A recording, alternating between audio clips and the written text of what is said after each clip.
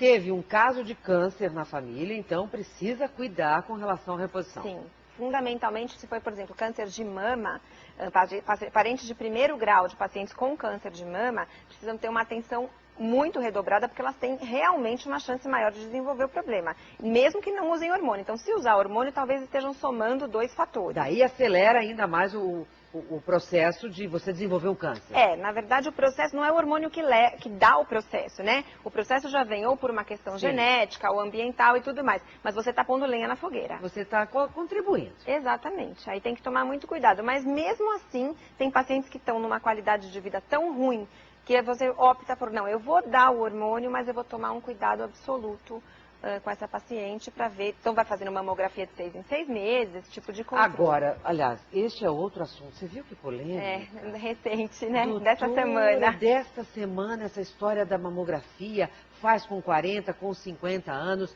A senhora, responsável, médica, ginecologista, que conceito a senhora tem depois que leu tudo com certeza, que leu tudo que saiu? O que a senhora tem a dizer para nós mulheres com relação a isso? Eu ainda defendo continuar fazendo mamografia anual após os 50 anos. O que eu faço com as minhas pacientes? Paciente que não tem nenhum histórico de câncer na família. Entre os 35 e os 40 anos de idade, eu peço uma mamografia, para ter uma ideia de como é que está aquela mama. Dos 40 aos 50 anos, eu peço a cada 2 anos, para ir acompanhando. Mas se houver uma queixa nesse meio do caminho, começou a ter uma dor, uma fisgada, alguma coisa, pede antes. Só se ela estiver muito bem, dos 40 aos 50, dá para você até fazer a cada 2 anos. Dos 50 em diante, eu acho que é indiscutível ser anual. Eu não concordei com essa opção deles de fazer bienal a partir dos 50 anos. De jeito nenhum. Eu tenho exemplos muito próximos de pacientes que teriam tido problemas seríssimos se não tivessem fazendo mamografia anual. A gente sempre aqui discute esse tipo de assunto, inclusive a semana que vem a gente vai falar mais específico, porque hoje a doutora veio aqui para falar sobre menopausa. Mas eu tenho por hábito sempre incentivar as mulheres. Eu perdi a minha mãe com câncer de mama.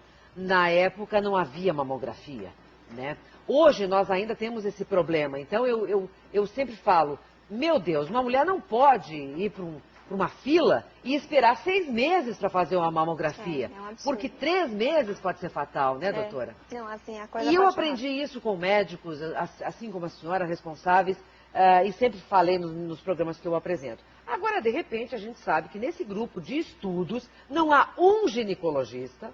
Eu fiquei passada com essa informação. É isso mesmo. Como é que pode?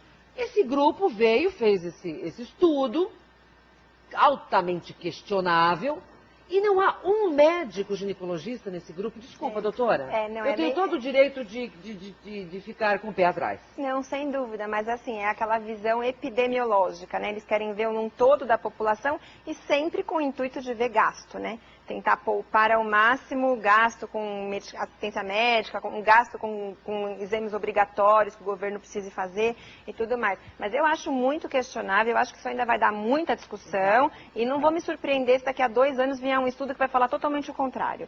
Então eu acho que a gente ainda tem que tomar bastante cautela, cada um que tiver certeza do que está fazendo, que está indo bem, que continue nessa linha. Porque eu não mudaria o que eu faço atualmente por causa de um estudo desse jeito. Eu também não vou mudar a minha ida ao médico, enfim, por que as mulheres morrem menos?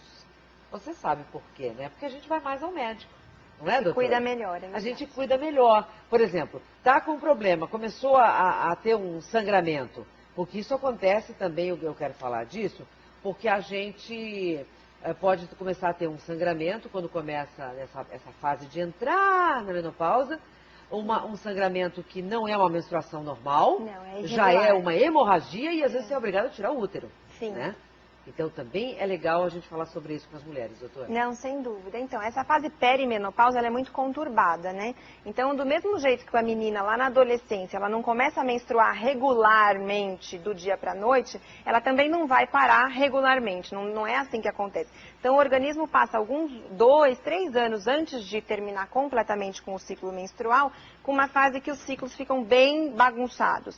E nesse período, não é raro ela fazer um período de longas pausas, ou seja, aquelas falhas, falharam 2 meses, 3 meses, e de repente quando vem uma hemorragia. Porque é como se, entre aspas, não é exatamente o que acontece, mas como se acumulasse por esse período, né?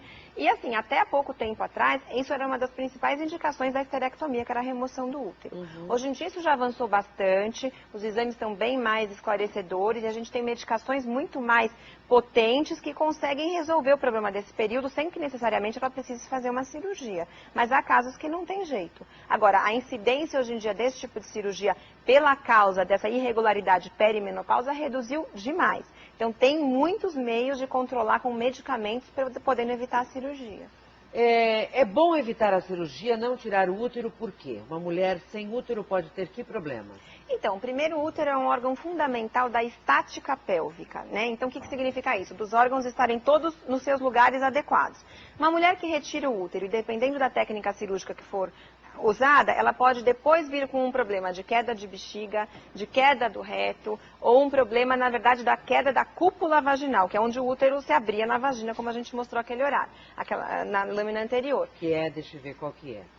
É aquela que tem a vagina, o canal vaginal. Esse aqui? Isso. Tá. Então, lá no fundo do canal vaginal tem aquela bolinha. Isso aqui. Isso. Isso aqui é o colo do útero. Esse é o colo do útero. Então, o útero está preso nessa região. Se você remover esse útero, essa região ela pode ter uma flacidez, ela pode cair. Então, não é raro a gente encontrar as velhinhas que fizeram esterectomia e que se queixam de bola na vagina. Então, que é a queda desses órgãos genitais. Então, isso é importante. Mas, no meu ponto de vista... E o que resolve isso? Nova cirurgia. Mais uma cirurgia. Mais uma cirurgia. Normalmente, elas já estão numa idade mais avançada e é tudo muito mais complicado, né? Agora, no meu ponto de vista, eu mexo bastante com essa parte de psicologia, que eu acho bastante interessante, o útero tem um papel feminino. Então, a mulher que tira o útero, não é raro que ela apresente um quadro que o pessoal chama de luto pós-esterectomia. É como se parte da feminilidade dela fosse afetada, do mesmo modo que, por exemplo, a paciente que tira a mama. Numa proporção bem menor, é óbvio, porque a mama é um órgão muito externo, mas a paciente pode ficar com esse tipo de queixa. Então, eu acho que se você tem possibilidade de evitar, tomando uma medicação e explicando para a paciente que aquilo lá é transitório, que vai acabar... Assim que entrar a menopausa, definitivamente esses sangramentos devem passar, então ela pode ser poupada da cirurgia. Muito bem. Vamos com certeza falar mais. A doutora tem um site, né, doutora? Tem. Pode falar, está lá, ó. Pode. É www.flaviafairbanks.com.br. E o telefone 3885-3937. Perfeito. Você que queira saber mais, entra lá e pesquise, se informe, que vale a pena. Perfeito. Vamos falar mais vezes. Tá ótimo. Obrigada por ter vindo. Obrigada.